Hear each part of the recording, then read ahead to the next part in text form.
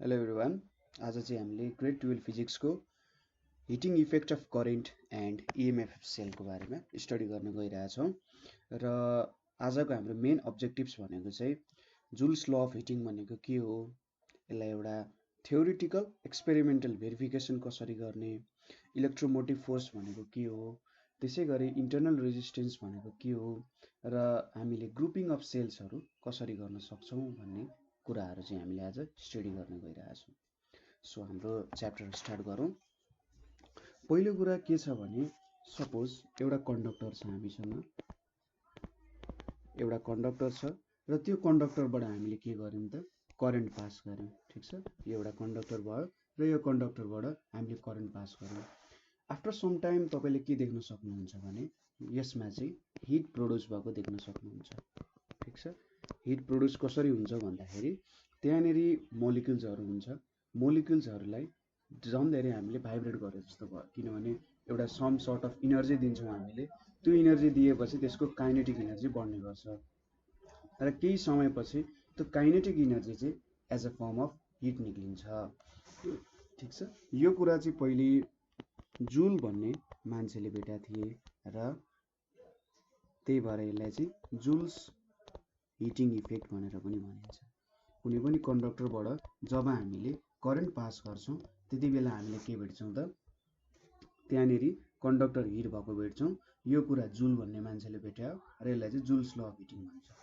So यसको एप्लिकेसन्सहरू भनेको जस्तै हाम्रो इलेक्ट्रिक आइरनमा, बल्बहरूमा, इलेक्ट्रिक बल्बहरूमा, त्यसै गरी हिटरहरूमा, फ्यानहरूमा चाहिँ जुल्स ल अफ हिटिङको इफेक्ट हामीले देख्न सक्छौँ। ठिक छ, यति कुराहरू भयो। अब के हो त यो जुल्स ल अफ हिटिङ, त्यसको बारे थोरै स्टडी गरौँ। Joule's law of heating. So Joule's law of heating भनेको चाहिँ हाम्रो जुल भन्ने साइन्टिस्टले लगभग 1841मा चाहिँ के गरे भने एउटा experimentally heating effect of electric current तिनले खोजे। ठिक छ, हिटिङ इफेक्ट अफ के खोजे त इलेक्ट्रिक करेन्ट खोजे। सो सुरुमा हामीले चाहिँ के एक्सपेरिमेन्ट गरेको थिए त्यो कुराहरू हेर्न जरुरी छ। सो एक्सपेरिमेन्टल भेरिफिकेसन पछि हामी यसको एउटा थ्योरिटिकल डेरिभेसन पनि गर्छौँ। सो यो एक्सपेरिमेन्टको लागि तिनले के गरे भन्दा एउटा ड्राई क्यालोरिमिटर लिए। ठिक छ, यो एउटा क्यालोरिमिटरको बट्टा भयो मेरो। एउटा ड्राई क्यालोरिमिटर लिए र त्यसको वेटहरू लिए र त्यो क्यालोरिमिटरको लगभग आधा जुन छ टोटल भोल्युमको आधा भोल्युम चाहिँ तिमीले के गरे त्यहाँनेरि वाटर फिल गरे, हैन, वाटर फिल गरे। त्यसमा वाटर फिल गरिसकेपछि त्यसलाई वेट गरे, हैन। सो त्यहाँनेरि के गरे त वेट इमर्स गरे। त्यसपछि त्यहाँनेरि यसलाई चाहिँ के भन्न सकिन्छ भने यसको यहाँ बाहिरबाट अब हिट कतै पनि बाहिर नजाओस् भनेर यसरी यो क्यालोरिमिटर भयो भने यहाँनेरि चाहिँ एउटा इन्सुलेटर जस्तो राखेर के गरे त बाहिरतिर सिल्डिङ गरे त्यसलाई। ठिक छ, क्यालोरिमिटरबाट यसरी हिट नजाओस् भनेर त्यसलाई सिल्डिङ गर्ने काम पनि गरे।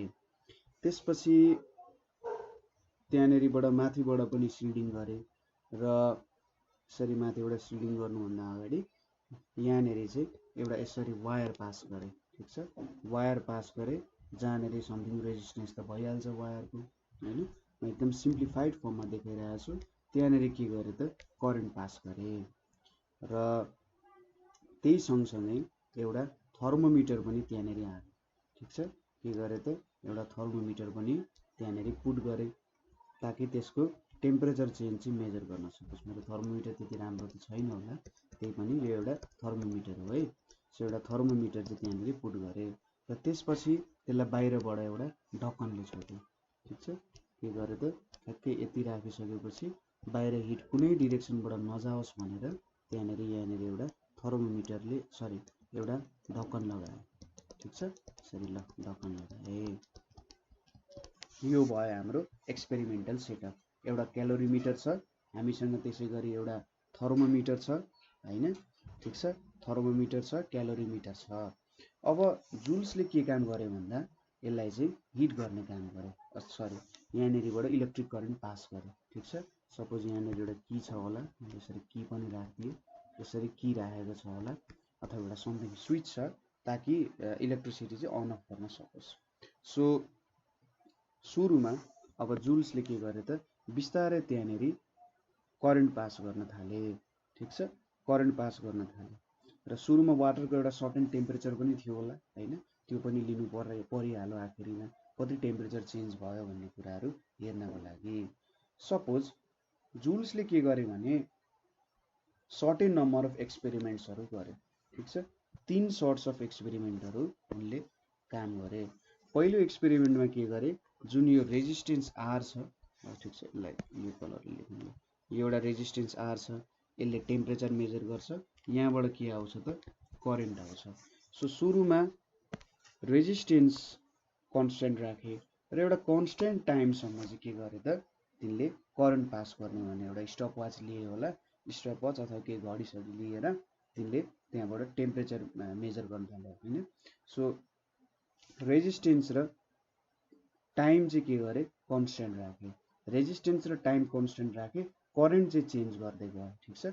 सुरुमा 1 एम्पियर करेन्ट पठायो होला, ठिक छ, सुरुमा 1 एम्पियर करेन्ट पठाए, त्यसपछि 2 एम्पियर, त्यसपछि 3 एम्पियर, यो रेजिस्टेन्स र टाइम कन्स्टेन्ट राखेर। सपोज टाइम चाहिँ 30 सेकेन्ड राख्यो होला हैन, अथवा 1 मिनट 2 मिनट जति हुन्छ। रेजिस्टेन्सलाई सपोज गरौँ 5 ओम।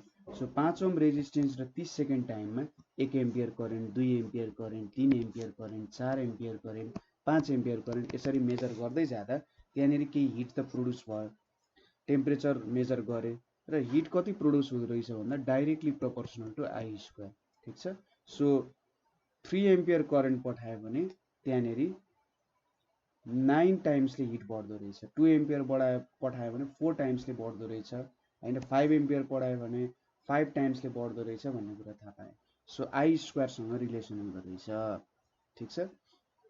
यति कुरा थाहा पाएँ जब हामीले रेजिस्टेन्स चाहिँ कन्स्टेन्ट राख्यौँ, टाइम कन्स्टेन्ट राख्यौँ, हिट चाहिँ डाइरेक्टली प्रोपोर्सनल टु करेन्टको स्क्वायर भेट्यो। त्यसपछि अर्कोचोटि के गर्यो भने सपोज यो हाम्रो करेन्टलाई र टाइमलाई कन्स्टेन्ट राख्यो, सपोज करेन्ट 5 एम्पियर मात्रै पठाए, टाइम चाहिँ 1 मिनटको राख्यो होला, ठिक छ। यो जस मैले एउटा सर्टेन भ्यालु लिएको टेम्परेचर मेजर गर्नको लागि तिमीले चाहिँ करेन्ट र टाइमलाई कन्स्टेन्ट राखेको भन्नु। सो 5 एम्पियर करेन्ट पठाए, 1 मिनटको लागि पठाए र रेजिस्टेन्स चाहिँ के गरे त 1 ओम, 2 ओम, 3 ओम, 4 ओम, यसरी बढाउँदै बढाउँदै अथवा एउटा सर्टेन रेन्जको रेजिस्टरहरू लिए, ठिक छ। सो रेजिस्टेन्स डिफ्रेन्ट लेन्थको रेजिस्टेन्सहरू लिए हैन, र त्यहाँबाट तिनले कति हिट प्रोड्युस हुँदो रहेछ त भन्ने कुरा हेरे। सो हिट कति प्रोड्युस हुँदो रहेछ भन्दा डाइरेक्टली प्रोपोर्सनल टु आर, ठिक छ। मैले जति धेरै रेजिस्टेन्स बढाउँछु त्यति धेरै हिट प्रोड्युस हुँदो रहेछ र जति कम रेजिस्टेन्स पठाउँछु त्यति कम हिट प्रोड्युस हुँदो रहेछ भन्ने कुरा थाहा पाएँ, ठिक छ। यति दुईटा भयो। त्यसपछि अर्कोचोटि के गरे त हाम्रो करेन्टलाई कन्स्टेन्ट राख्यो होला, सपोज कुनै 5 एम्पियरमा सेटअप गरे होला, र रेजिस्टेन्सलाई के गरे त सपोज 5 ओममा राख्यो र टाइमसँग हेर्न थाल्यो, ठिक छ। अब सपोज सुरुमा 1 मिनटको लागि पठाए, त्यसपछि 2 मिनटको लागि पठाए, त्यसपछि 3 मिनट, है मैले मिटर लेख्न खोजेँ नि मिनट लेखा हो, 3 मिनट 4 मिनट जेरोस् एउटा सर्टेन टाइम। सो यो एक्सपेरिमेन्टबाट पनि तिमीले के देख्यो भने सपोज मैले टाइम चाहिँ बढाउँदै गएँ, मैले करेन्ट र मेरो रेजिस्टेन्स कन्स्टेन्ट राखेँ र टाइम मैले बढाउँदै गएँ भने के हुँदो रहेछ, जति धेरै टाइमको लागि मैले करेन्ट पठाउँछु हैन, त्यति धेरै टाइमको लागि चाहिँ के हुँदो रहेछ, त्यति धेरै टाइम अनुसार हिट बेसी प्रोड्युस हुँदो रहेछ। धेरै टाइमको लागि मैले करेन्ट पठाएँ भने के हुँदो रहेछ, त्यहाँनिर धेरै हिट प्रोड्युस हुँदो रहेछ। थोरै टाइमको लागि पठाएँ भने थोरै हिट प्रोड्युस हुँदो रहेछ।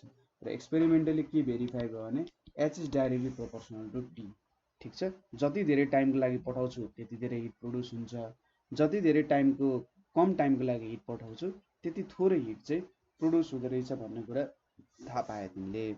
र यो चाहिँ तिनको 3टा नियमहरू भयो हैन। सो यही हाम्रो जुल्स ल अफ हिटिङको 3वटा नियम हो। सो के हुँदो रहेछ, पहिलो कुरा भन्दा डाइरेक्टली प्रोपोर्सनल टु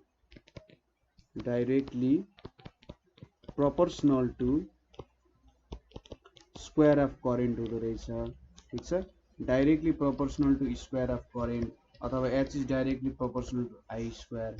त्यसै गरी दोस्रोमा directly proportional to resistance of conductor, directly proportional to resistance of conductor. ठीक छ, यो दुईटा कुराहरू भयो। Directly proportional to resistance of conductor भनेपछि h is directly proportional to r, र तेस्रोमा के भयो त डाइरेक्टली प्रोपोर्शनल टु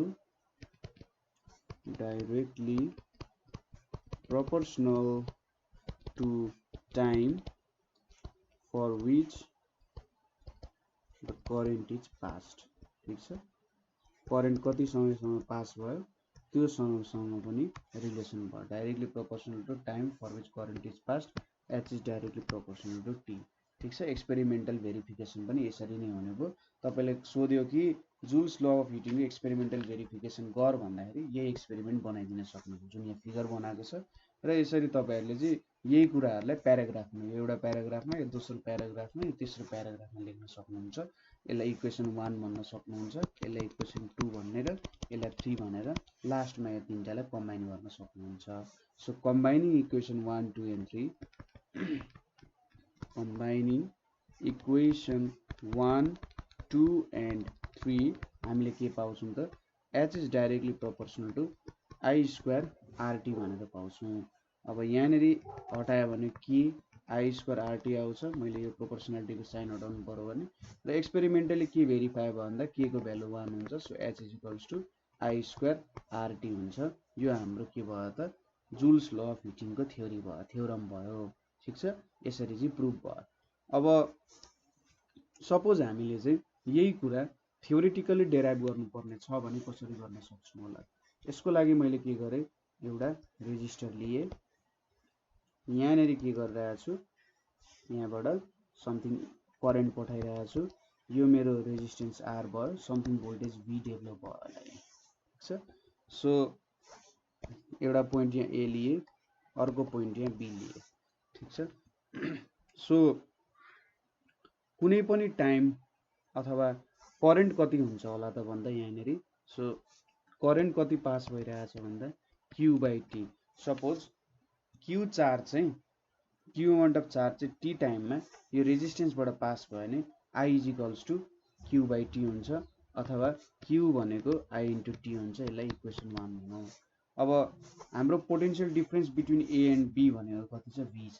ठीक छ, potential difference between a and b भनेको v छ। So v is equals to IR हुन्छ ओम्स ल अनुसार। यसलाई इक्वेसन 2 भनेर मानौँ।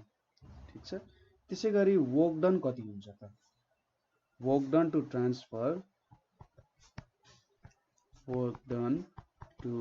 Transfer charge q from a to b।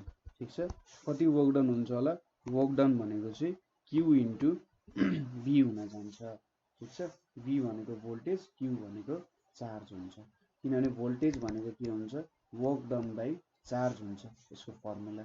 So voltage into charge भनेको वर्क डन हुने भयो। यसलाई इक्वेसन 3 भन्न सकियो। सो अब w इज इक्वल्स टु के लेख्न सकिन्छ, मैले v को भ्यालु 2 बाट लेखेँ भने q into i into r हुन्छ, र q को भ्यालु इक्वेसन 1 बाट हाल्यो भने i into t into i into r हुन्छ। देयरफोर वर्क डन भनेको के हुन्छ, i स्क्वायर rt हुन्छ। ठीक छ, सपोज हाम्रो वायर चाहिँ एउटा प्यासिभ रेजिस्टर हो भने, हैन, प्यासिभ कम्पोनेन्ट हो भने के हुन्छ, यसले जति वर्क डन भयो त्यहाँ त्यो चाहिँ हिटको रूपमा कन्भर्ट गर्छ। ठीक छ, एउटा प्यासिभ रेजिस्टर हो भने सबै इलेक्ट्रिकल इनर्जी चाहिँ के हुन्छ, हिट इनर्जीमा कन्भर्ट हुन्छ। सो हिट इनर्जीमा कन्भर्ट भयो भने w लाई हामी h लेख्छौं, h is equals to i square rt joule हुन्छ। ठीक छ, सो यदि प्यासिभ रेजिस्टर हो भने जति पनि वर्क डन गरियो त्यहाँनिर वायरमा त्यो चाहिँ के हुन्छ, हिटमा कन्भर्ट हुन्छ। So heat produced is equals to i square rt हुन्छ। ठीक छ, सो यसरी चाहिँ हामीले थ्योरेटिकल्ली पनि यो कुरा डेराइभ गर्न सक्छौं। माथि हामीले प्र्याक्टिकल्ली कसरी निकाल्न सक्यौं त्यो कुरा हेरौँ, तलतिर थ्योरेटिकल्ली कति निकाल्न सकिन्छ त्यो कुरा हेरौँ है। मेन हामीले रिमेम्बर गर्नुपर्ने फर्मुला यो हो। ठीक छ, यति कुरा बुझ्यौं हामीले। त्यसपछि हामीले हेर्नुपर्ने टर्म भनेको के हो त, इलेक्ट्रिक पावर भन्ने कुरा हो। सो पावर भनेको त सबैलाई थाहा छँदैछ, कति रेट अफ वर्क डन हुन्छ भन्ने कुरा पावर हो। सो इलेक्ट्रिक पावर भनेको कसरी डिफाइन गर्न सकिन्छ त भन्दा rate at which the work is done to maintain steady current in electric circuit. Steady current in electrical circuit. ठीक छ, यसलाई के भन्छ त इलेक्ट्रिकल पावर भनेर भन्छ। हामीले स्टडी करेन्ट मेन्टेन गर्नुपर्ने छ भने कति रेटमा चाहिँ वर्क डन गर्नुपर्छ त्यसलाई इलेक्ट्रिकल पावर भन्न सकिन्छ। अब इलेक्ट्रिकल पावरको युनिट भनेको के हुन्छ, वाटै हुन्छ। ठीक छ, सो यसरी चाहिँ भन्न सकिन्छ। सो पावर भनेको के हुन्छ त वर्क डन ओपन टाइम हुन्छ। अब कुनै प्यासिभ रेजिस्टर छ भने यसले त वर्क डन गर्नु भनेको हिटमा कन्भर्ट गर्छ। सो डब्लु लाई हामीले आई स्क्वायर आरटी भनेर लेख्न सकिन्छ। यहाँनिर टी भयो, कति आयो त आई स्क्वायर आर आउनु भयो। सो पी भनेको के आयो, आई स्क्वायर आर आयो। अब हामीलाई के थाहा छ, v is equals to IR भनेर थाहा छ भने यहाँनिर भिआई भनेर पनि लेख्न सकिन्छ। ठिक छ, अथवा हामीले आई स्क्वायर भनेको के लेख्न सकिन्छ, v square by r square into r, अथवा के लेख्न सक्यो, v स्क्वायर बाई आर लेख्न सक्यो। सो पावरलाई हामीले के टर्ममा एक्सप्रेस गर्न सक्छौँ भने आई स्क्वायर आर पनि लेख्न सक्छौँ, भिआई पनि लेख्न सक्छौँ, v स्क्वायर आर पनि लेख्न सक्छौँ। सो तपाईले के भ्यालु दिएको छ त्यो अनुसार तपाईले सुइटेबली यसलाई चुज गर्न सक्नुहुन्छ। कुन चुज गर्ने हो त्यसरी भन्न सकिन्छ। सो हामीले 1 वाट पावर डिफाइन गर्नुपर्ने छ भने कसरी डिफाइन गर्न सक्छौँ भने power of the device is said to be 1 watt. 1 watt को डेफिनेसन भनेको चाहिँ 1 ampere 1 amp current flows through the wire,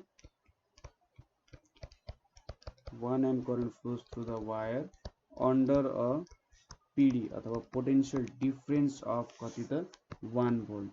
ठीक छ, यदि कुनै सर्किटबाट 1 एम्पियर करेन्ट फ्लो हुन्छ जसमा चाहिँ 1 भोल्ट को पोटेन्शियल डिफरेन्स सेटअप गरेको छ भने त्यसलाई चाहिँ 1 वाट भनेर भन्न सकिन्छ। ठीक छ, यति कुरा बुझ्यो इलेक्ट्रिकल पावरको। अब यसपछि हामीले हेर्नुपर्ने कुरा भनेको इलेक्ट्रिकल इनर्जी के हो त इलेक्ट्रिकल इनर्जी भन्ने कुरा हामीले हेर्नुपर्ने हुन्छ। सो इलेक्ट्रिकल इनर्जी भनेको चाहिँ के हो भने डेफिनेसनमै जानुपर्ने हुन्छ हामीले। Total work done to maintain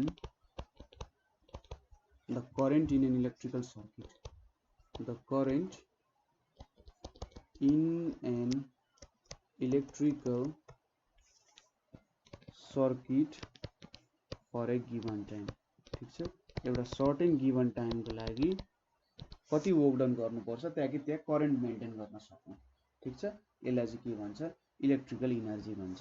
so electrical इनर्जीलाई कसरी लेख्न सकिन्छ भन्दा इलेक्ट्रिकल एनर्जी भनेको चाहिँ के हुन्छ त वर्क डन भनेपछि भिआई इन्टु टी लेख्न सकिन्छ। ठ्याक्कै यहाँनिर जुन हामीले युज गर्यौँ वर्क डन भनेको power into time, so power भनेको भिआई छ, भिआई इन्टु टी लेख्न सक्यो, अथवा यसलाई चाहिँ पी इन्टु टी भनेर पनि लेख्न सकिन्छ। अब यसको युनिट भनेको त सबैलाई थाहा छँदैछ, जुल हुन्छ यसको युनिट भनेर। अब जेनरली यो जुल भन्ने युनिट चाहिँ एकदमै सानो हुन्छ हाम्रो मेजरमेन्टको लागि। ठीक छ, सो यसको लागि चाहिँ हामीले के युज गर्छौँ भन्दा युनिट किलोवाट आवर युज गर्छौँ। ठीक छ, किलोवाट आवर। अब किलोवाट भनेपछि पावर भयो, आवर भने चाहिँ टाइम भयो। सो यसले पनि के दिन्छ त इलेक्ट्रिकल इनर्जीकै युनिट हो। अब 1 किलोवाट आवर भनेको चाहिँ के हुन्छ त भन्दा energy dissipated in the circuit, कति इनर्जी लस भयो जस्तो भयो, dissipated in circuit which consumes 1 kilowatt power in 1 hour. ठीक छ, कति इनर्जी हामीले डिसिपेट गर्यौँ दियौँ जसको कारण चाहिँ 1 किलोवाट पावर चाहिँ 1 आवरमा हामीले कन्ज्युम गर्छौँ भनेको। ठीक छ, सो यो भयो किलोवाट आवरको। So electrical energy in kilowatt hour, electrical energy in kilowatt hour भनेको चाहिँ के हुन्छ power in kilowatt into time in hours ठीक छ यसरी भन्न सकियो सो पावर इन किलोवाट भनेको 1000 वाट हुन्छ टाइम इन आवर्स भनेको 1 आवर भयो सो 1000 वाट इन्टु यहाँनिर हामीले 3600 सेकेन्ड लेख्नु भने सो यहाँनिर 1000 वाट भनेको जूल पर सेकेन्ड हुन्छ इन्टु 3600 सेकेन्ड यो भनेको के हुँदो रहेछ 3.6 into 10 to the power 6 joule so 1 kilowatt hour को इलेक्ट्रिकल इनर्जी भनेको चाहिँ 3.6 into 10 to the power 6 joule हुन्छ जेनरली हामीले हाउस होल्ड एप्लायन्सेसहरुमा काम गर्दाखेरि के गर्छौं त हाम्रो हाउस होल्ड एप्लायन्सेस भन्नाले हाम्रो घरमा आउने जुन बिजुली हुन्छ त्यसको जुन हामीले युनिट भनेर भन्छौं नि 1 युनिट बिजुली 2 युनिट बिजुली 80 युनिट बिजुली उठ्यो भनेर भन्छौं नि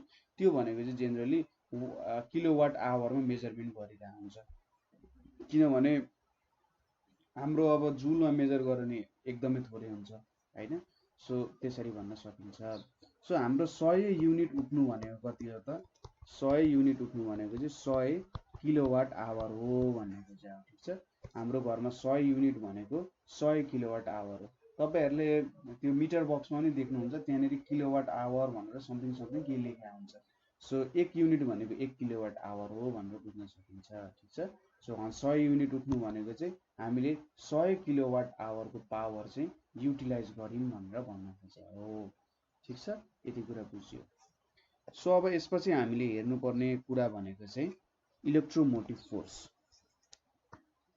हामीले सानो क्लासेसहरुमा पनि इलेक्ट्रोमोटिभ फोर्स भनेको के हो भन्ने कुरा त हेरिसकेका छौं सो यहाँ पनि हामीले इलेक्ट्रोमोटिभ फोर्सको बारेमा हेर्छौं सो सपोज कुनै एउटा यहाँनिर रेजिस्टेन्स छ हैन र यसलाई मैले कुनै ब्याट्रीसँग कनेक्ट गर्दिए भने के हुन्छ त यहाँनिर एउटा इलेक्ट्रिक करेन्ट फ्लो हुन्छ यो कन्डक्टरमा एउटा इलेक्ट्रिक करेन्ट के हुन्छ फ्लो हुन जान्छ सो एउटा टर्मिनल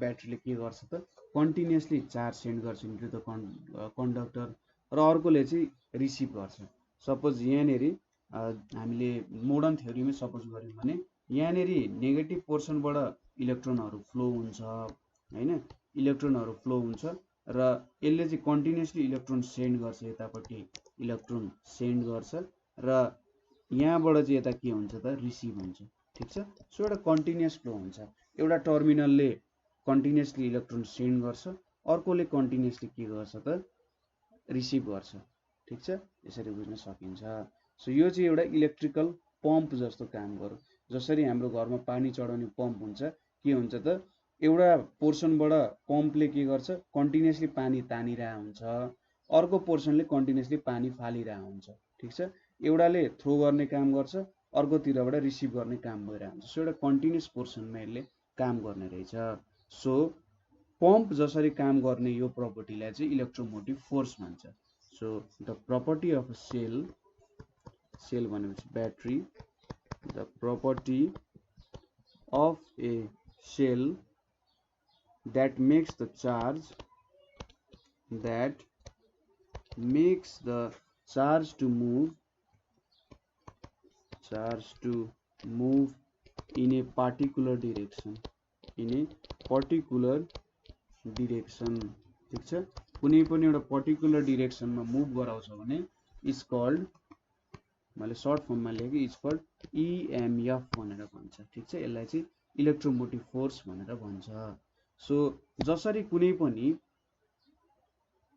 अब्जेक्ट छ त्यो अब्जेक्ट रेस्टमा छ भने त्यसलाई मोसनमा ल्याउनको लागि फोर्स चाहिन्छ सो कुनै पनि चार्जलाई एउटा टर्मिनलदेखि अर्को टर्मिनलमा मुभ गराउनु पर्ने छ भने त त्यसमा पनि फोर्स चाहियो सो त्यो फोर्सलाई चाहिँ के भन्छ त इलेक्ट्रोमोटिभ फोर्स भनेर भन्छ ठीक छ सो यो भनेको चाहिँ के भन्न सकिन्छ भने इलेक्ट्रोमोटिभ फोर्स भनेको चाहिँ वर्क डन भन्न खोजेको हो ठीक छ कति वर्क डन गर्नु पर्यो ताकि एउटा टर्मिनलबाट चार्जलाई सेन्ड गर्न सकियोस् र अर्को टर्मिनलले रिसिभ गर्न सकियोस् ठीक छ कस्तो भन्दाखेरि तपाईले बल फाल्नु भयो ठीक छ एउटा क्रिकेट बल फाल्नु हो भने र एउटा टाढा चाहिँ एउटा साथी बसिरहेको छ जो क्रिकेट बल क्याच गर्न बसिरहेको छ सो तपाईले एउटा सर्टेन फोर्सले फाल्नु पर्यो हैन ताकि अर्कोले रिसिभ गरोस् सो तपाईले जुन सर्टेन फोर्सले फाल्नुहुन्छ तपाईले त सुरुमा सोच्नु पर्यो ए कति फोर्सले फाल्नु पर्यो ताकि यो चाहिँ उसलाई रिसिभ गरोस्। सो तपाईँ एउटा फोर्स दिने मान्छे हुनुभयो। सो तपाईँले चाहिँ इलेक्ट्रोमोटिभ फोर्स दिनुहुन्छ र त्यो इलेक्ट्रोमोटिभ फोर्सले दिएपछि अर्को जो मान्छे क्रिकेट बल क्याच गर्न बसिरहेछ उसले त्यो कुरा रिसिभ गर्ने हो।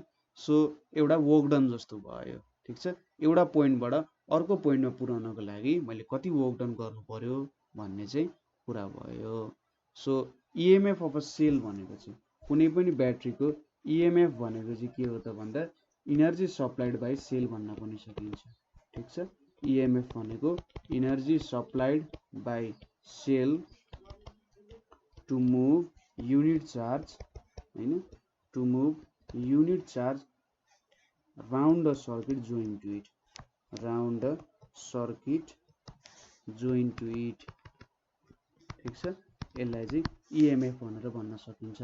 अथवा अर्को तरिकाले भन्दा अझै पनि negative terminal to positive terminal हामीले पुर्याउनु पर्यो, ठिक छ। Work done by cell to move electrons from negative terminal to positive terminal internally of cell is called EMF भनेर भन्न सकिन्छ। सो अथवा यसलाई पोटेन्सियल डिफरेन्स पनि भन्न सकिन्छ ओपन सर्किटमा, ठिक छ। यसको बारेमा हामी एकैछिनमा हेरिहाल्छौँ ओपन सर्किट क्लोज सर्किटमा के हुन्छ भन्ने कुराहरू। र इएमएफ भन्ने कुरा चाहिँ साइज अफ सेलमा डिपेन्ड हुँदैन, कत्रो साइज छ त्यसमा डिपेन्ड गर्दैन, तर कुन केमिकल्सहरू युज गरेको छ त्यो कुरामा डिपेन्ड गर्छ, कस्तो टाइप्सको केमिकल्स युज गरेको छ त्यसमा डिपेन्ड गर्छ। इएमएफलाई चाहिँ ई भनेर पनि डिनोट गरिन्छ, क्यापिटल ईले डिनोट गरिन्छ, ठिक छ। यति कुरा बुझ्यौँ हामीले इलेक्ट्रोमोटिभ फोर्सको बारेमा। त्यसपछि इन्टरनल रेजिस्टेन्स भनेको के हो त त्यो कुरा बुझौँ। इन्टरनल रेजिस्टेन्स, सो नामैले काफी छ। रेजिस्टेन्स भनेपछि जहिले पनि के हुन्छ एउटा चार्जको फ्लोलाई चाहिँ के हुन्छ उसले रोक्ने काम गर्छ।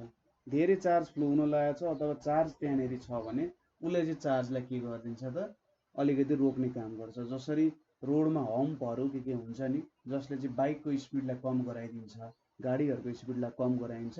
सो इन्टरनल रेजिस्टेन्स अथवा रेजिस्टेन्स भनेको चाहिँ के हो त उसले पनि हाम्रो चार्जहरूको स्पिडलाई कम गराइदिन्छ हैन, हो त्यस्तो काम गर्छ।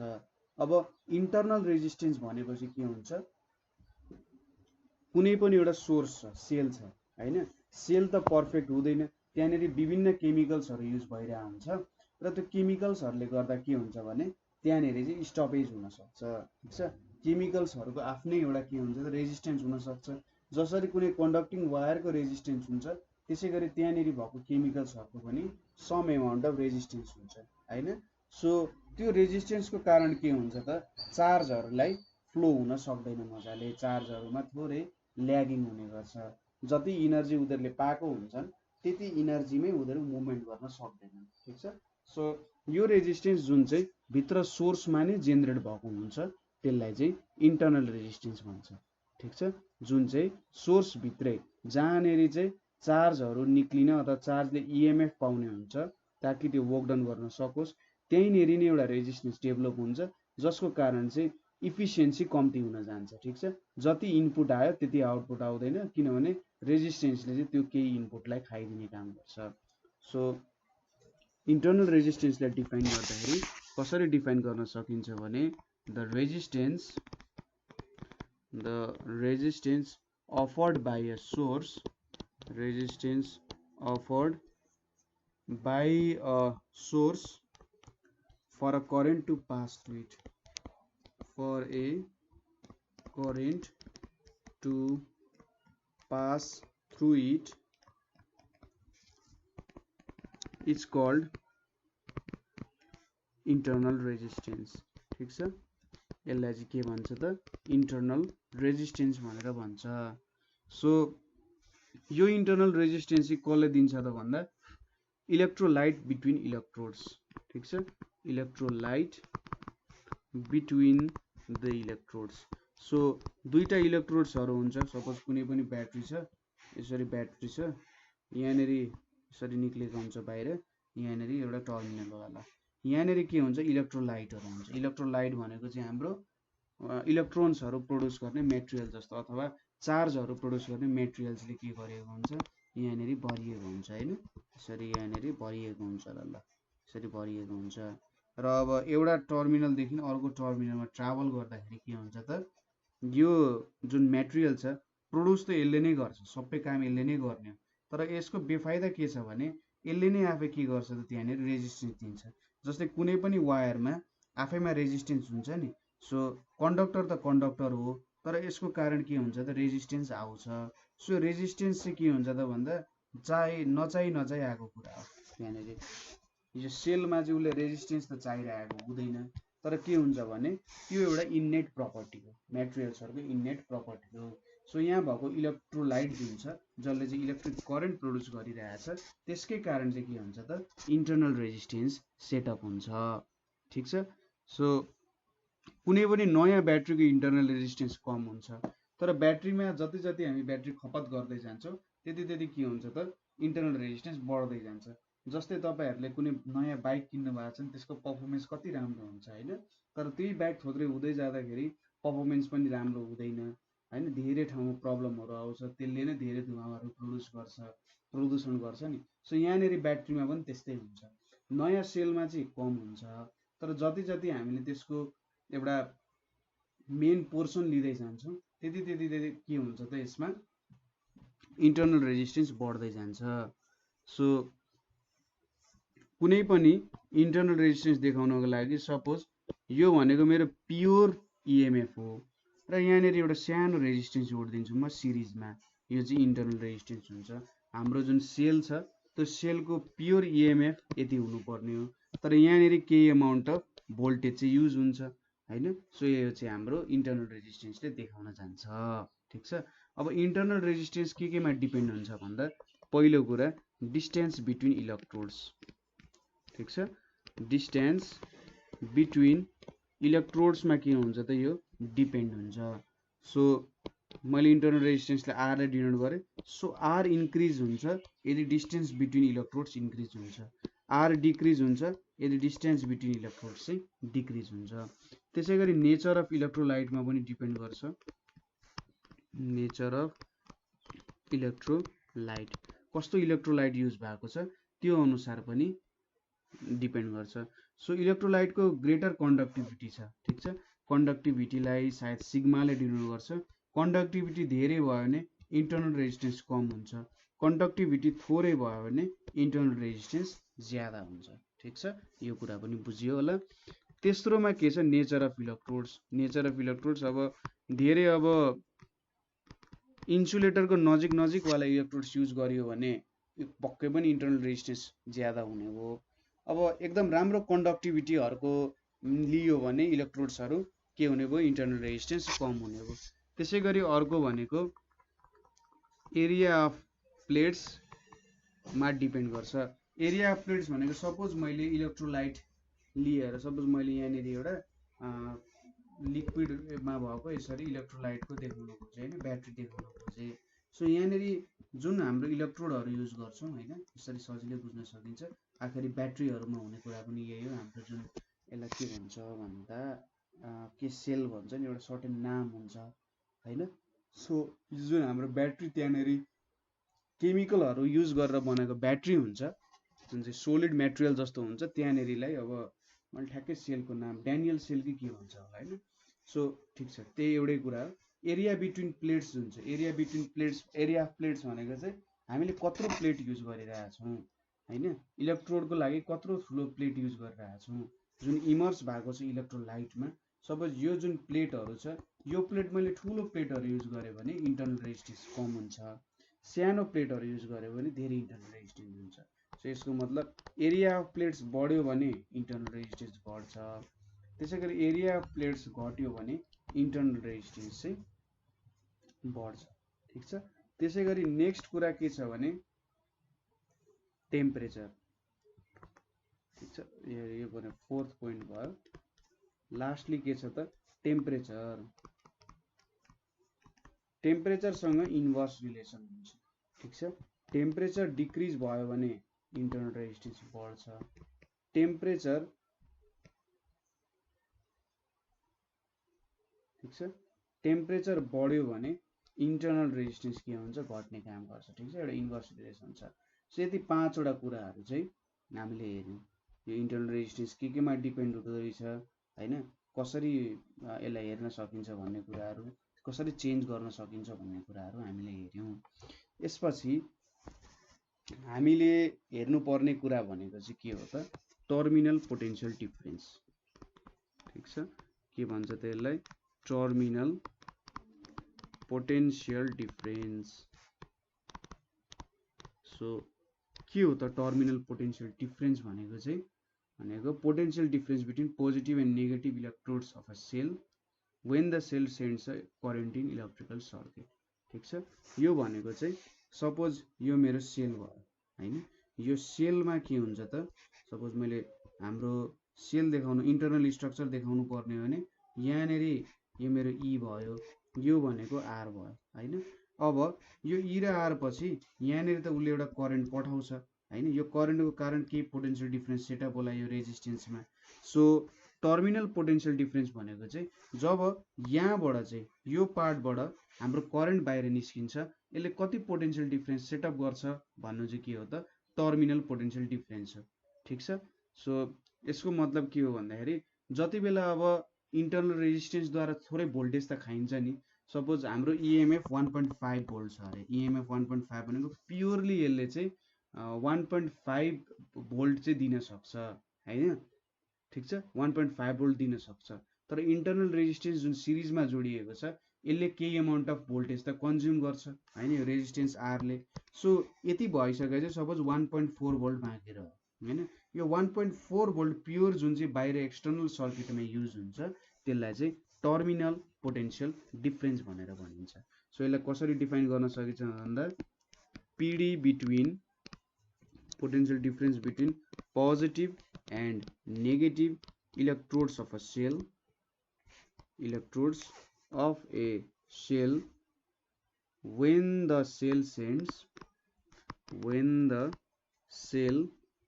sends a current in an external circuit। ठीक छ, एक्सटर्नल सर्किटमा चाहिँ जब यो सेलले के गर्छ त, करेन्ट सेन्ड गर्छ। ठीक छ, एक्सटर्नल सर्किटमा करेन्ट सेन्ड गर्छ र त्यहाँनेरिको पोटेन्शियल डिफरेन्स भनेको चाहिँ टर्मिनल पोटेन्शियल डिफरेन्स हो। यसलाई चाहिँ जेनरली भीले पनि डिनोट गर्छ, ठुलो भीले डिनोट गर्छ र यसको युनिट भनेको चाहिँ के हो, भोल्ट हो। ठीक छ, र यो डिपेन्ड के कुरामा हुन्छ त, डिपेन्ड्स अन एक्सटर्नल रेजिस्टेन्स। ठीक छ, एक्सटर्नल रेजिस्टेन्सको कुराहरूमा डिपेन्ड गर्छ in close circuit, in closed circuit. र यो चाहिँ टर्मिनल पोटेन्शियल डिफरेन्स भी चाहिँ जहिले पनि लेस देन के हुन्छ, इएमएफ हुन्छ, किनभने यो इन्टरनल रेजिस्टेन्सले त केही अमाउन्ट अफ भोल्टेज खाइदिन्छ। ठीक छ, सो टर्मिनल पोटेन्शियल त जहिले पनि थोरै नै हुने भयो। ठीक छ, डिस्चार्जको बेला चाहिँ जहिले पनि थोरै हुन्छ, हामी चार्जिङ डिस्चार्जिङको कुराहरू पनि हेर्छौँ। सो डिस्चार्जिङको बेला चाहिँ जहिले पनि के हुन्छ, थोरै नै हुन जान्छ। ठीक छ, यति कुरा बुझियो होला है मैले यहाँ के भन्न खोजेँ भनेर। सो डिस्चार्जिङको बेला जहिले पनि थोरै नै हुन जान्छ। अब यति कुरा त बुझिसक्नुभयो। अब हामीले धेरै कुरा हेर्न बाँकी छैन, थोरै कुराहरू छ। सो अहिले अब हामीले सर्किट फर्मुला हेर्न गइरहेछौँ, सर्किट फर्मुला। सो सर्किट फर्मुलाले चाहिँ के दिन्छ त भन्दा, सर्किट फर्मुलाले इएमएफ, त्यसै गरी terminal potential difference and internal resistance. ठीक छ, इन्टरनल रेजिस्टेन्सको बिच चाहिँ हामीले रिलेसन्सहरू दिन्छ। इएमएफ, त्यसै गरी टर्मिनल पिडी र इन्टरनल रेजिस्टेन्सको रिलेसन दिने जुन फर्मुला छ त्यसलाई चाहिँ के भन्छ त, सर्किट फर्मुला भन्छ। सपोज यसको लागि मैले एउटा सेल लिएँ जसको इएमएफ ई छ, त्यसमा इन्टरनल रेजिस्टेन्स आर छ र यहाँनेरि एउटा resistance, external resistance capital R छ। ठीक छ, यो मेरो इएमएफ ई भयो, यो मेरो इन्टरनल रेजिस्टेन्स आर भयो र यो मेरो एक्सटर्नल रेजिस्टेन्स आर भयो। सपोज गरौँ यहाँबाट एउटा करेन्ट आई फ्लो भइरहेछ अरे। ठीक छ, एउटा करेन्ट आई फ्लो भइरहेछ। अब यो सर्किटलाई तपाईँले एक्सप्लेन गरिसकिहाल्नुहुन्छ। यहाँ एउटा सेल छ जसको इएमएफ ई छ, इन्टरनल रेजिस्टेन्स आर छ, स्मल आर छ र एक्सटर्नल रेजिस्टेन्स क्यापिटल आर छ। ठीक छ, यो कुराहरू भन्न सक्नुहुन्छ। सो यहाँनेरि एक्सटर्नली करेन्ट आई फ्लो भइरहेछ।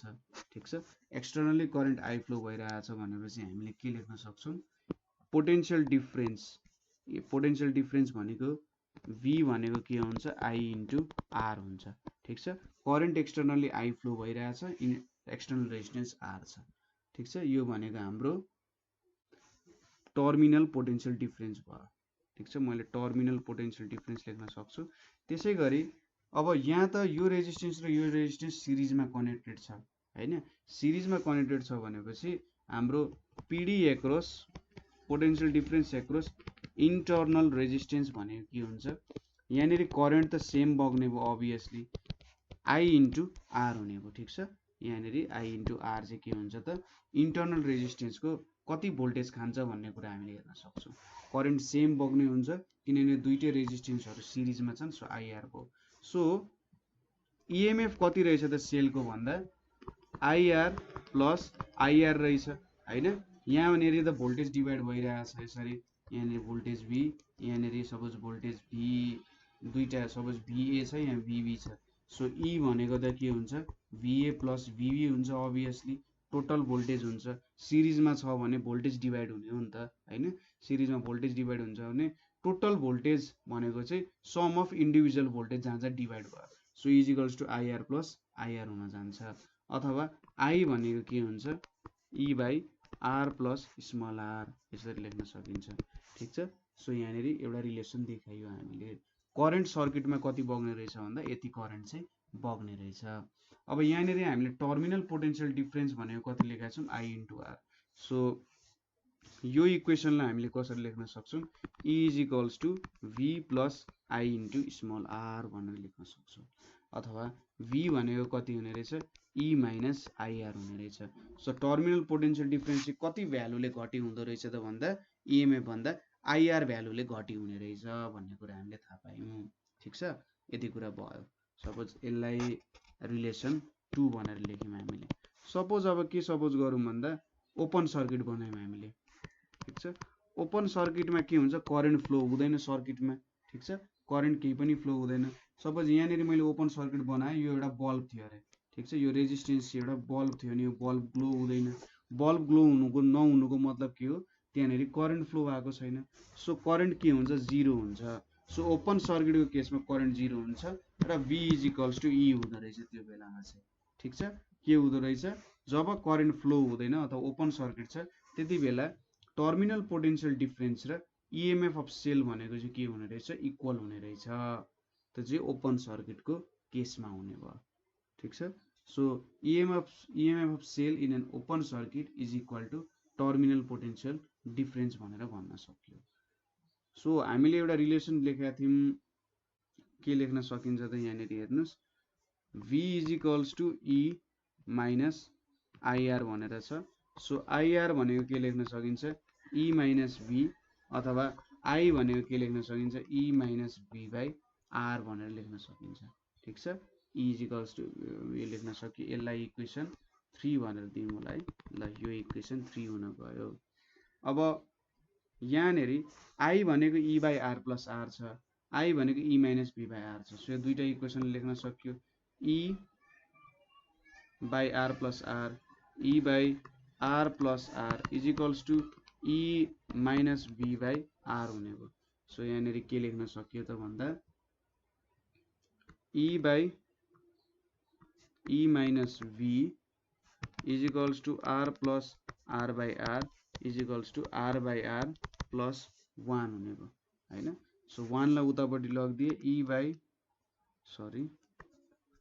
E by E minus V minus 1 is equals to R by R लेख्न सक्यो और हामीले के लेख्न सक्यौं त R बाइ R भनेको E minus E plus V by E minus V लेख्न सक्यो ठीक छ सो यो कति आउँछ V by E minus V लेख्न सकिन्छ V by E minus V लेख्न सकिन्छ अथवा इन्टरनल रेजिस्टेन्स R भनेको के लेख्न सकिन्छ E minus V by V into R भनेर लेख्न सकिन्छ सो यहाँनेरि हामीले तीनटकै रिलेसन डेभलप गर्यौं टर्मिनल पोटेन्शियल डिफरेन्स भनेको के हुने रहेछ E माइनस IR हुने रहेछ सरी स्मल r यो एउटा रिलेसन हुने भयो ठीक छ त्यसैगरी अर्को रिलेसन के डेभलप गर्यौं स्मल r भनेको E minus v by v into r भनेर पनि डेराइभ गर्यौं।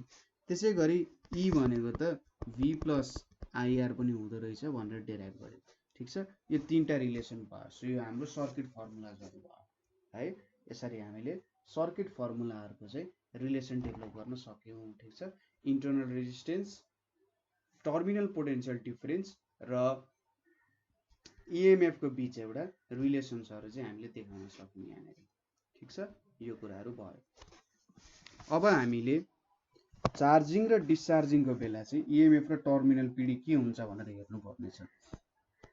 सो यहाँनेर हामीले हेर्नु पर्ने अर्को कुरा भनेको EMF of cell, EMF of cell अथवा EMF and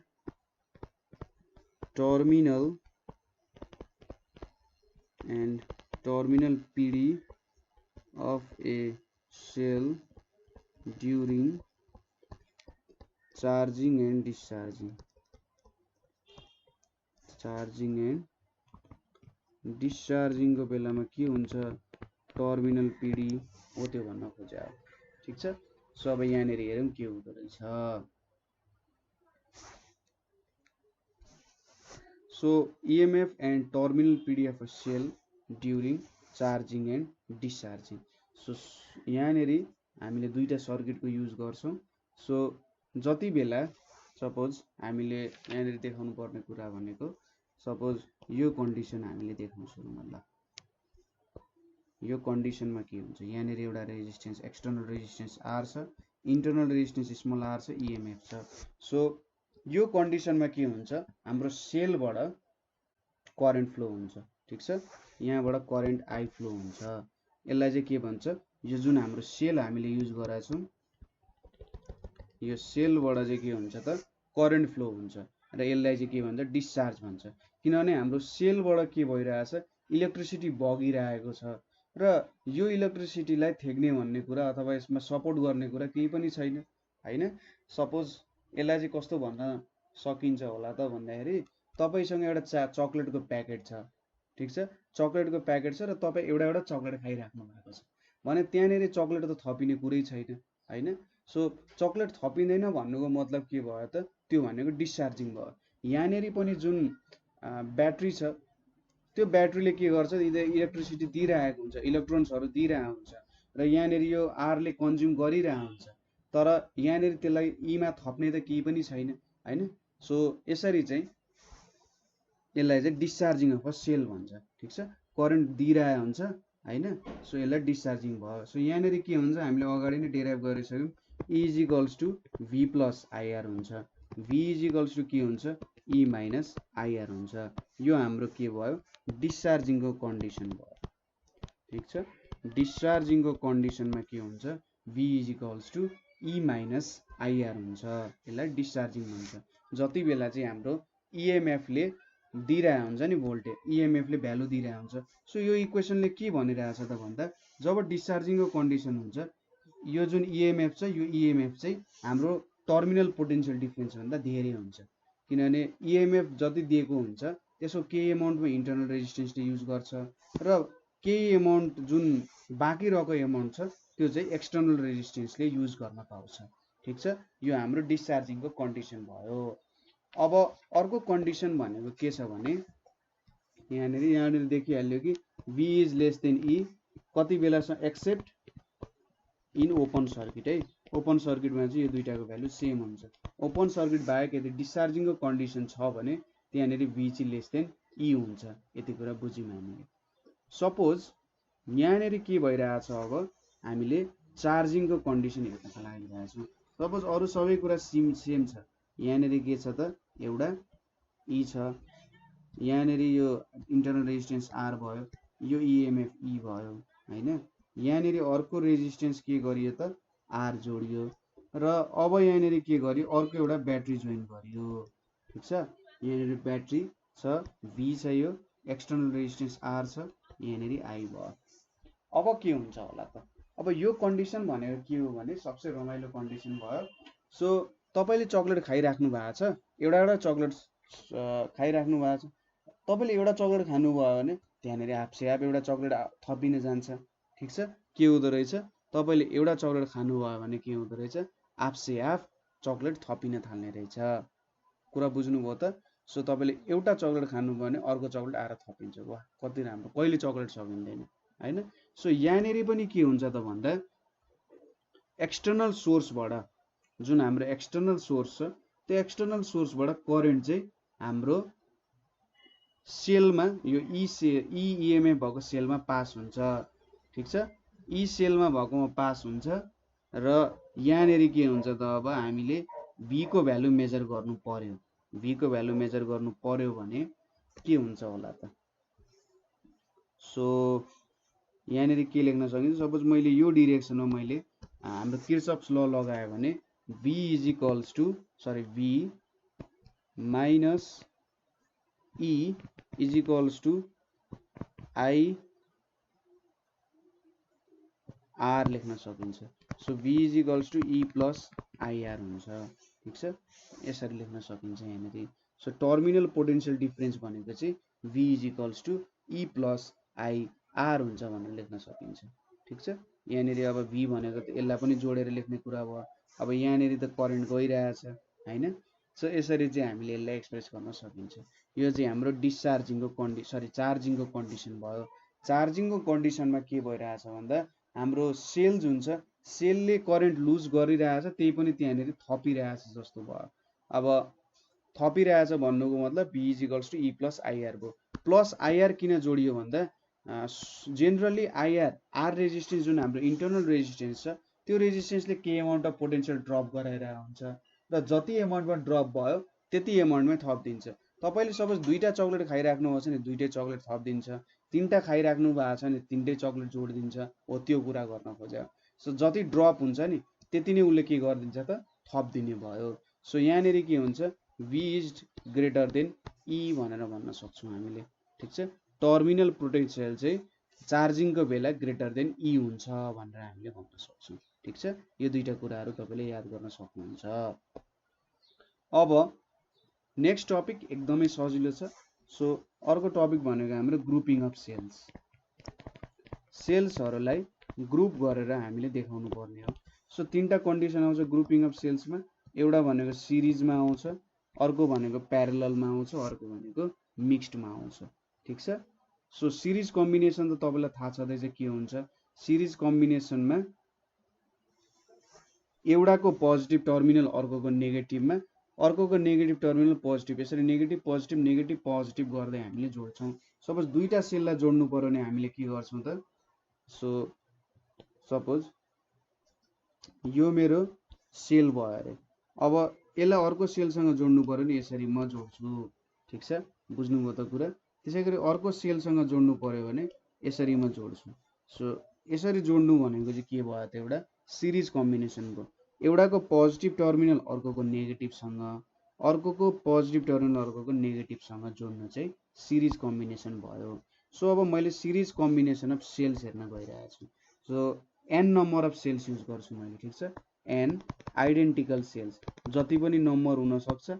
so n identical सेल्सहरू use गर्यो भने सपोज यहाँनेरि त एउटा इन्टरनल रेजिस्टेन्स पनि हुन्छ हैन। यसरी मैले हेर्नु त नेगेटिभ पोजिटिभ जोडिरहेको छु। सो यसरी नेगेटिभ पोजिटिभ जोडे n वटा सेल्स छ भनेर सपोज गरौँ र यो चाहिँ मैले एउटा यसरी एक्सटर्नल रेजिस्टेन्स R सँग जोडे। यो मेरो एक्सटर्नल रेजिस्टेन्स भयो। यो सबैको EMF E नै छ, एउटै आइडेन्टिकल सेल्स हो र यहाँनेरि यसको रेजिस्टेन्स इन्टरनल रेजिस्टेन्स भनेको R छ। ठिक छ, यति कुरा भयो। यहाँनेरि n आइडेन्टिकल सेल्स छ। सो टोटल EMF भनेको के हुन्छ? टोटल EMF भनेको त n वटा ब्याट्री छ भनेपछि n इन्टु E हुने हो टोटल EMF। सजिलो छ। त्यसैगरी टोटल इन्टरनल रेजिस्टेन्स कति हुन्छ त? Total internal resistance. अब सबै इन्टरनल रेजिस्टेन्सहरू एकअर्कासँग सिरिजमा जोडिरहेछ। ठिक छ, सबै इन्टरनल रेजिस्टेन्सहरू सिरिजमा जोडिरहेछन् चाहिँ R प्लस गर्दै n चोटि R गर्नु भनेको n इन्टु R हुन्छ, स्मल r हुन्छ हैन। सो n इन्टु R भयो। अब यहाँनेरि सपोज मैले एउटा सेल लेखेँ जसको चाहिँ NE छ अरे, यो मेरो इन्टरनल रेजिस्टेन्स भयो जसको भ्यालु n इन्टु R छ अरे। अब यसरी मैले जोडेँ भने यहाँनेरि यहाँनिर के छ एउटा एक्सटर्नल रेजिस्टेन्स R छ। अब यो भ्यालु र यो भ्यालु पनि के छ त सिरिजमा छ। सो टोटल रेजिस्टेन्स भनेको के हुन्छ टोटल रेजिस्टेन्स भनेको चाहिँ NR प्लस R हुन्छ। ठिक छ यति कुरा बुझ्यो। टोटल रेजिस्टेन्स यति हुने रहेछ। अब करेन्ट कति हुन्छ त करेन्ट भन्ने भ्यालु चाहिँ कति हुन्छ भने I is equals to the total EMF by total resistance हो। ठिक छ यसरी मैले करेन्ट भेट्न सकिहाल्छु। हाम्रो यो त डिस्चार्जिङको कन्डिसन हो V is equals to E plus IR हुन्थ्यो। सो V माइनस हाम्रो यो कन्डिसनलाई यसरी लेख्न सकिन्छ। So E is equals to IR plus IR हो नि त यो लेख्न सकिन्छ नि त। यो भनेको टर्मिनल पिडी भयो। सो I भनेको के हुन्छ E by R plus R लेख्न सकिन्छ नि हो। यही फर्ममा हामीले युज गरे total EMF by total resistance. Total EMF भनेको N इन्टु E छ। टोटल रेजिस्टेन्स भनेको NR प्लस क्यापिटल R छ। ठिक छ यो भयो हाम्रो टोटल करेन्टको फर्मुला। यति चाहिँ हाम्रो टोटल करेन्टको भ्यालु हुने रहेछ जति बेला सिरिजमा चाहिँ सेल्सहरूलाई कनेक्ट गरिन्छ। सपोज R को भ्यालु चाहिँ एकदमै ठुलो भयो NR भन्दा। ठिक छ R को भ्यालु चाहिँ NR भन्दा एकदमै ठुलो भयो भने चाहिँ के लेख्न सकिन्छ त I is equals to NE by R भनेर लेख्न सकिन्छ। ठिक छ is equals to NE by R हुन जान्छ। So N into current due to one cell हुन्छ। यति बेला current due to one cell बुझ्नुभयो कुरा के भयो। E बाई R भनेको त एउटा सर्किटको लागि एउटा ब्याट्रीको लागि मात्रै हो। सो NR भन्दा R को भ्यालु एकदमै ठुलो भयो भने चाहिँ त्यति बेला करेन्ट भनेको चाहिँ कतिवटा सेल्स छ into current due to one cell एउटा सेलको कारण कति करेन्ट आयो भन्ने कुरा हुन्छ। यो पहिलो कन्डिसन भयो। दोस्रो कन्डिसनमा NR को भ्यालु चाहिँ एकदमै धेरै भयो अरे R भन्दा। त्यो बेलामा के हुन्छ I is equals to NE by NR हुन्छ। यो भनेको के हुन्छ E बाई R हुन्छ। यो भनेको current due to one cell एउटा सेलको कारण कति करेन्ट बग्छ भन्ने खालको कुरा आयो यहाँ। ठिक छ यति कुराहरू भयो। सो म्याक्सिमम करेन्ट चाहिँ के हुने रहेछ त सिरिज कम्बिनेसन अफ सेल्समा अब्टेन हुने रहेछ when external resistance is very high compare to total internal resistance. So यहाँनिरबाट के देखिन्छ त जति बेला चाहिँ यो कन्डिसन हुन्छ R को भ्यालु चाहिँ एकदमै धेरै ठुलो हुन्छ NR भन्दा त्यति बेला के आउने रहेछ म्याक्स करेन्ट आउने रहेछ। ठिक छ म्याक्स करेन्ट आउने कन्डिसन भनेको चाहिँ जति बेला R भेरी भेरी ग्रेटर थियो एनले मल्टिप्लाई भइरहेछ हैन यो भएर चाहिँ भन्न खोजे हो। ठिक छ यो कन्डिसनमा आउने रहेछ केही छैन। यो फर्मुला एउटा याद गर्नुपर्ने हो त्यो अनुसार तपाईले कन्डिसन एप्लाई गर्न सकिहाल्नुहुन्छ। अब अर्को छ सेल्स इन प्यारेलल। प्यारेललमा के गर्नु पर्यो भन्दा भोल्टेज सेम गराउनु पर्यो। पोजिटिभलाई एक साइडमा नेगेटिभलाई अर्को साइडमा जोड्नु पर्यो। सो यहाँनिर कसरी देखाउन सकिन्छ यो इन्टरनल रेजिस्टेन्स भयो। त्यसैगरी यहाँनिर अर्को सेल छ। ठिक छ यहाँनिर अर्को सेल छ अनि यसरी मैले जोड्दै देखाएँ यहाँनिर अर्को सेल छ। सो यसरी मैले चारवटै कुराहरू तन्काएँ यहाँनिर यसरी चारवटै कुराहरू जोडे यहाँनिर पनि यसरी चारवटै कुराहरू जोडे हैन यो सबै कुराहरू छ। यहाँ E छ R छ E छ R E R E R हैन अनि यहाँनिर अन्तिममा चाहिँ एउटा एक्सटर्नल रेजिस्टेन्स R जोडे सरी एक्सटर्नल रेजिस्टेन्स के जोडे त मैले R जोडे। सो सबै मेटेछ त है। सो यहाँनिर यसरी ल एक्सटर्नल रेजिस्टेन्स R जोडे यो भनेको क्यापिटल R भयो। यता करेन्ट छ यो पोइन्टलाई A र B भनेर माने मैले ल। अब यहाँनिर तपाईले देखिहाल्नुभयो प्यारेलल कम्बिनेसनमा पोजिटिभ पोजिटिभ टर्मिनललाई एकतिर नेगेटिभ नेगेटिभ टर्मिनललाई अर्कोतिर जोडिन्छ। सबै सेल्सहरू एकअर्कासँग आइडेन्टिकल छन्। ठिक छ यति कुरा बुझ्न सकिन्छ। अब EMF भनेको के हुन्छ यहाँ EMF भनेको भ्यालु E हुन्छ। सो यहाँनिरको टोटल EMF भनेको त A र B बीचको EMF भनेको त के हुन्छ त E हुन्छ भन्ने कुरा हामीलाई थाहा छ हैन। यो कुरा त भनिराख्नु पर्दैन कसरी टोटल EMF E भयो भन्ने कुरा। यहाँनिर जहिले पनि एउटै EMF हुन्छ। सबै ब्याट्रीहरू सेम छ भनेपछि यहाँनिर जति भोल्टेज छ यो पहिलोमा जति भोल्टेज छ यहाँनिर पनि त्यति नै हुनु पर्यो, यहाँनिर पनि त्यति नै हुनु पर्यो, यहाँनिर पनि त्यति नै हुनु पर्यो र यो दुईटा पोइन्ट बीच पनि त्यति नै हुनु पर्यो भन्ने कुरा हो हैन। सो टोटल इएमएफ के हुन्छ, ई हुन्छ। त्यसैगरी total internal resistance, total internal resistance भनेको चाहिँ के हुन्छ, सपोज मैले यसलाई आरटी ले डिनोट गरे भने अब रेजिस्टेन्सहरु त केमा छ, प्यारलल कम्बिनेसनमा छ। सो 1/RT भनेको के हुन्छ, 1/R plus 1/R plus 1/R कतिवटा छ, 1/R। सो यो भनेको सपोज यम वटा सेल्स छ अरे, यम वटा सेल्स छ भने m/R हुने भयो, अथवा RT भनेको के हुने भयो, R/m हुने भयो। ठीक छ। सो टोटल रेजिस्टेन्स भनेको के हुन्छ, टोटल रेजिस्टेन्स भनेको अब यहाँनिर मैले सबैलाई इक्विभ्यालेन्ट यसको सर्किट बनाउनु पर्ने भने एउटा इएमएफ ई हुन्छ, यहाँनिर R/m भयो रेजिस्टेन्स, यहाँनिर के भयो, एउटा एक्सटर्नल रेजिस्टेन्स छ। सो यो ई छ, यो चाहिँ R छ। सो यो दुईटा सिरिजमा छ नि। सो टोटल रेजिस्टेन्स भनेको के हुन्छ, R प्लस R/m हुन्छ हैन। अथवा यसलाई कसरी लेख्न सकिन्छ, m into R plus R/m भनेर लेख्न सकिन्छ। अब टोटल करेन्ट भनेको के हुन्छ, EMF E by total resistance mR plus R/m हुन्छ, is equals to m into E divided by mR plus R लेख्न सकिन्छ। ठीक छ। यो हाम्रो करेन्टको भ्यालु भयो जति बेला n वटा सेल्सहरु चाहिँ प्यारलली कनेक्ट गरिन्छ। ठीक छ। n वटा सेल्सहरुलाई प्यारलली हामीले कनेक्ट गरिन्छ। सो यहाँनिर सपोज R को भ्यालु चाहिँ very greater than small r भयो भने के हुन्छ, I is equals to me by mR हुन्छ, अथवा E बाई R हुन्छ। So current due to one cell, R को भ्यालु सरी उल्टो लेखेको छु, R को भ्यालु ग्रेटर देन है, भेरी ग्रेटर देन R भयो भने चाहिँ current due to one cell हुन्छ।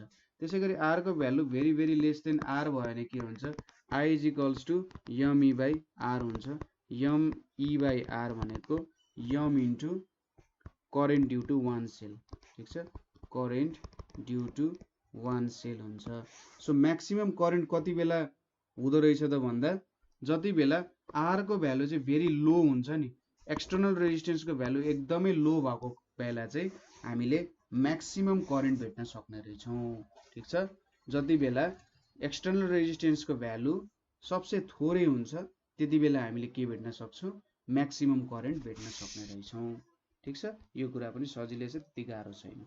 अब हामीले अर्को कुरा हेर्ने भनेको mixed grouping of cells, mixed grouping of cells.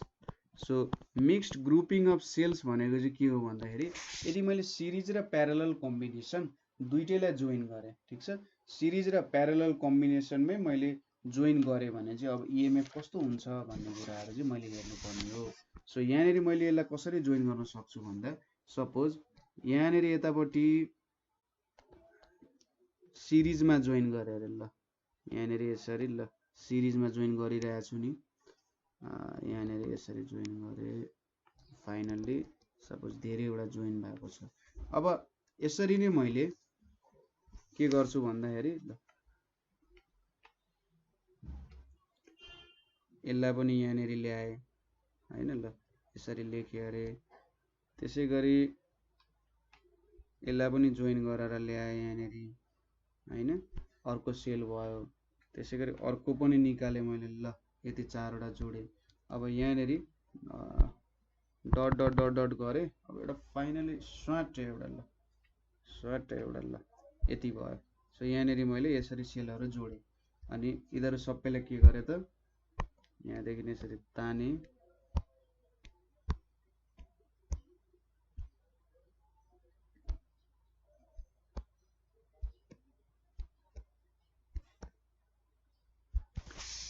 So यहाँनिर हेर्नु त मैले के गरे भन्दा सेलहरूलाई प्यारललमा नि कनेक्ट गरे र भित्र मैले केमा गरे, सिरिजमा कनेक्ट गरे। ठीक छ।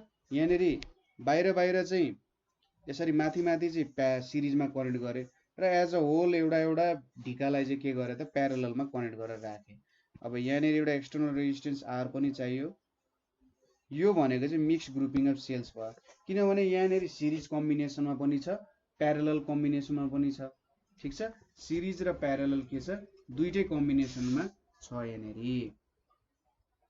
ठीक छ। यति कुराहरू भयो। सो सपोज हामीले सपोज गरौँ यहाँनिर सिरिजमा कम्बिनेसन हुने यम सेलहरू छ अरे हैन, र यसरी प्यारललमा कम्बिनेसन हुने यन सेलहरू छ अरे। ठिक छ, हाम्रो यन एक्जिएटावाला एन्सर हैन, यन सेल है। यनवटा यसो सपोज गरौँ न, यमवटा रोज छ। ठिक छ, यमवटा सेलको रोज छ यहाँनिर, त्यसै गरी यनवटा सेलको कलम छ भनेर सपोज गर्न सक्छौँ। ठिक छ, यति कुराहरू हामीले सपोजिसन गर्न सकिन्छ। यमवटा सेलको रोज छ, यनवटा सेलको कलम छ भनेर भन्न सक्छौँ। यहाँनिर इन्टरनल रेजिस्टेन्स आर पनि छ। सो अब हामीले चाहिँ यमवटा सेललाई जोड्ने हो भने, ठिक छ, सुरुमा यम सेलहरूलाई जोड्दै म तपाईँलाई भ्यालुजहरू देखाउँदै जान्छु। ल ठिक छ, हेर्दै जानु है त। सो यमवटा सेल्सहरूलाई यहाँनिर जोड्दै गयो भने अब यहाँनिर इएमएफ को भ्यालु त के हुन्छ, यम इन्टु ई हुन्छ अभियसली, र इन्टरनल रेजिस्टेन्स को भ्यालु यम इन्टु आर हुन्छ हैन। सो यसरी नै मैले लेख्दै गयो भने के लेख्न सकिन्छ होला त, टोटल नम्बर अफ सेल्स भनेको त यम इन्टु यन हुने भइहाल्यो, अभियस कुरा हो हैन। टोटल नम्बर अफ सेल्स भनेको त यम इन्टु यन हुने, किनभने यमवटा रोज छ, एनवटा कलम छ, अनि यमवटा सेल छ माथि, यता तलतिर गर्दै जाने हो भने त एउटा ग्रिड जस्तो भयो, यम इन्टु यन सेल्स हुन्छ। सो यहाँनिर यो कुरा मैले जोड्दै ल्याएँ भने अब हेरौँ है त, यहाँनिर यसरी मैले जोडेँ। ल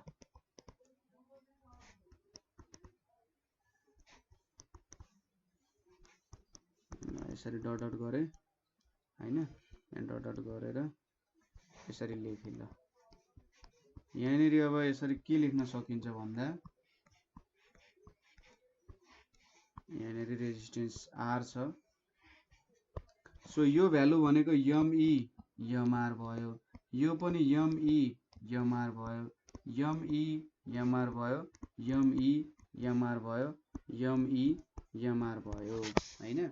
यति कुराहरू हामीले देख्यौँ। यहाँनिर एउटा एउटा सबैको के गर्यौँ त, इक्विभ्यालेन्ट रेजिस्टेन्स भेट्यो।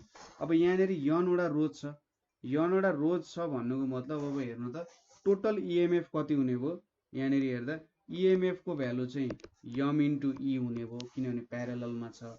अनि रेजिस्टेन्स को भ्यालु भनेको कति हुन्छ, सपोज आरटी हो भने 1/mr plus 1/mr plus 1/mr कतिचोटि हुन्छ, यन चोटि हुन्छ नि त हैन।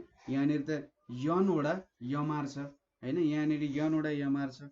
सो 1/RT भनेको के हुन्छ, n/mr। सो RT को भ्यालु के हुन्छ, n/mr चाहिँ हाम्रो RT को भ्यालु हुन्छ। ठिक छ, कुरा बुझ्नुभयो के हुँदो रहेछ भनेर।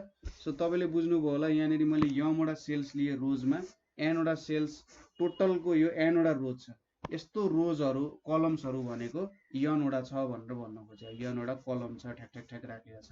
अनि मैले प्रत्येकको के गरेँ, यसरी हेर्नु त, यसको सिरिजमा छ भनेपछि ठ्याक ठ्याक ठ्याक यसको इक्विभ्यालेन्ट लेखेँ, र अन्तिममा के भयो, एउटा एउटा सेल आयो नि त।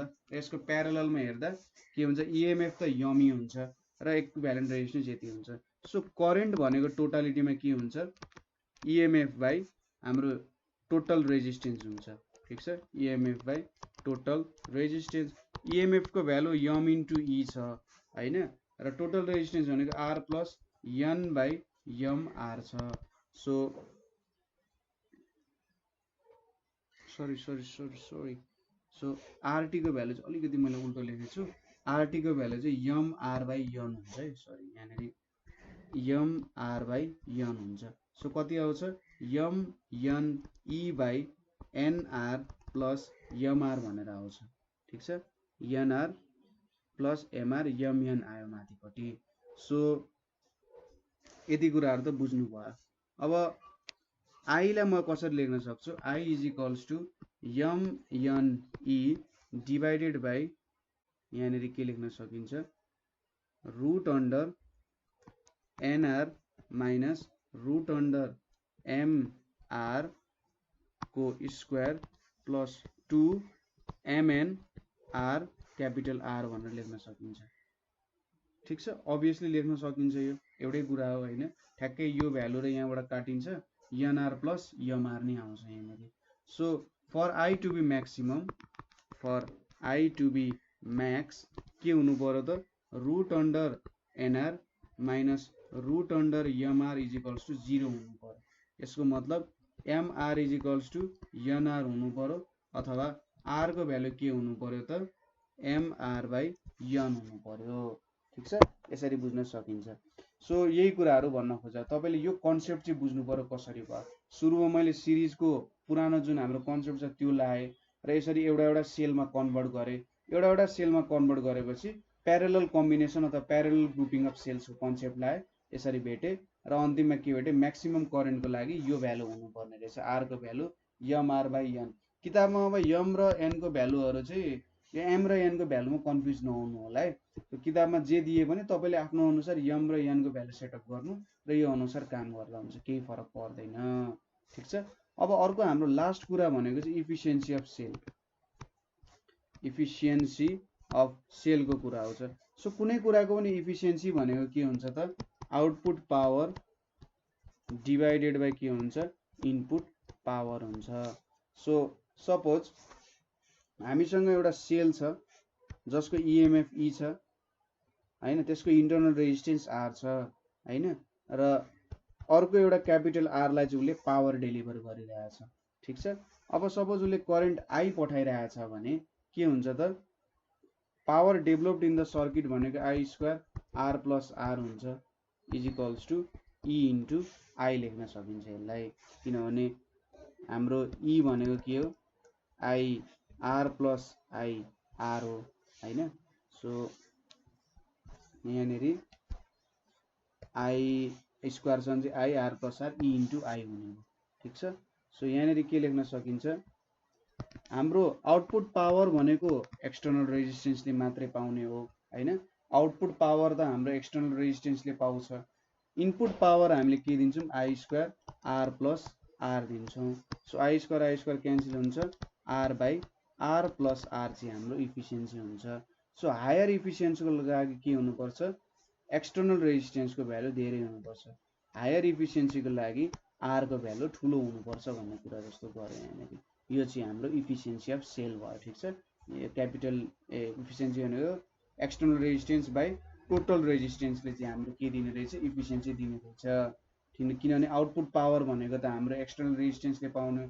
सपोज तपाईँले कुनै ब्याट्रीले बल्बमा कनेक्ट गर्नुहुन्छ भने त्यो ब्याट्रीले त पावर केमा दिन्छ त भन्दा बल्बमा कति बल्ब बल्यो भन्ने कुरामा डिपेन्ड गर्छ, इन्टरनल रेजिस्टेन्समा डिपेन्ड गर्दैन। सो आउटपुट पावर भनेको चाहिँ आई स्क्वायर आर हुने भयो। इनपुट पावर भनेको चाहिँ हामीले हाम्रो इन्टरनल रेजिस्टेन्सलाई पनि जित्नु पर्ने हुन्छ र त्यो बल्ब पनि ग्लो गर्नुपर्ने हुन्छ नि। सो यो दुईटा कुरा जोडिन्छ। ठिक छ। सो हाम्रो यो EMF of cell and heating effect of करेन्टको च्याप्टर यहीँनेरि सकिन्छ है।